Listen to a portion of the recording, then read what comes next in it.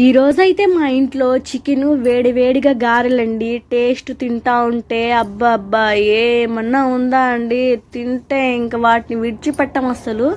అందుకోసం నేనైతే అలసందలు తీసుకున్నాను. బేడలు లేవండి మా ఇంట్లో, అందుకో వాటిని నానేసిన తర్వాత నేను వాటిని శుభ్రంగా రుద్దేసుకుంటున్నాను. పప్పు గుత్తితో రుద్దుకొని వాటి మీద ఉండే పొట్టంతా కడిగేసుకొని తులులు గిన్నెలో అయితే నేను వేసుకుంటానండి.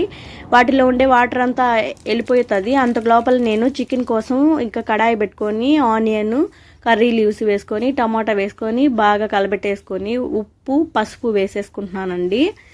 తర్వాత నేను వచ్చేసి మసాలా కోసం ఎండు కొబ్బరి, కారం, ధనియా పౌడర్, అల్లం, తెల్లగడ్డ, ఎర్రగడ్డ వేసి మిక్సీ పట్టేసుకొని చికెన్ వేసి ఉడకబెట్టేసుకొని కొన్ని వాటర్ వేసేసినామంటే చికెన్ కర్రీ రెడీ అవుతుంది. అంత లోపల మనము వడలకి పిండి పట్టేసుకోవాలి. నేనైతే అల్లము, పచ్చిమిర్చి మిక్సీ కొట్టేస్తానండి. ఆనియన్స్, కర్రీ లీవ్స్, ఉప్పు అనేది కలుపుకుంటాను. ఇప్పుడైతే వడలు అయితే చేసేస్తున్నాను. ఇది అండి ఈరోజు video. Thanks for watching. Please like.